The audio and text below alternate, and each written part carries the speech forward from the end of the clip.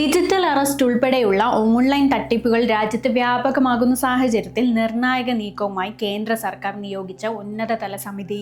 തട്ടിപ്പുകളിൽ നിന്ന് സാധാരണക്കാരെ രക്ഷിക്കാൻ ക്വിൽസിറ്റ് എന്ന പുതിയ സംവിധാനമാണ് സമിതി ശുപാർശ ചെയ്തിരിക്കുന്നത്. ബാങ്കിന്റെ മൊബൈൽ ആപ്പിലോ UPI ആപ്പിലോ ഒരു എമർജൻസി ബട്ടൺ ഉൾപ്പെടുത്തുന്നതാണ് ഈ പദ്ധതി. ഏതെങ്കിലും തരത്തിലുള്ള ഡിജിറ്റൽ തട്ടിപ്പ് നടക്കുന്നതായി സംശയം തോന്നിയാൽ ഉടൻ തന്നെ ഈ ബട്ടൺ അമർത്തി ബാങ്ക് അക്കൗണ്ടിൽ നിന്നുള്ള എല്ലാ സാമ്പത്തിക ഇടപാടുകളും തൽക്ഷണം തടയാൻ ഉപഭോക്താവിന് സാധിക്കും. ഒറ്റ ക്ലിക്കിലൂടെ അക്കൗണ്ട് മരവിപ്പിക്കാൻ കഴിയുന്നതിനാൽ തട്ടിപ്പുകാർക്ക് പണം പിൻവലിക്കാനോ മറ്റ് അക്കൗണ്ടുകളിലേക്ക് മാറ്റാനോ കഴിയില്ല എന്നതാണ് ഇതിന്റെ പ്രധാന പ്രത്യേകത. നഷ്ടപ്പെട്ട പണം വേഗത്തിൽ വീണ്ടെടുക്കാനുള്ള മാർഗങ്ങളും ഓൺലൈൻ തട്ടിപ്പിന് ഇരയായവർക്ക് നഷ്ടപരിഹാരം നൽകുന്ന ഇൻഷുറൻസ് സംവിധാനവും സമിതിയുടെ നിർദ്ദേശങ്ങളിൽ ഉൾപ്പെടുന്നുണ്ട്.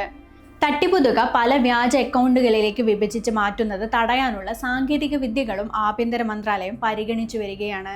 റിസർവ് ബാങ്കിന്റെ പേയ്മെന്റ് വിഷൻ 2025 റിപ്പോർട്ടും ഡിജിറ്റൽ പേയ്മെന്റ് പ്രൊട്ടക്ഷൻ ഫണ്ട് രൂപീകരിക്കേണ്ടതിന്റെ ആവശ്യകത ചൂണ്ടിക്കാട്ടുന്നു.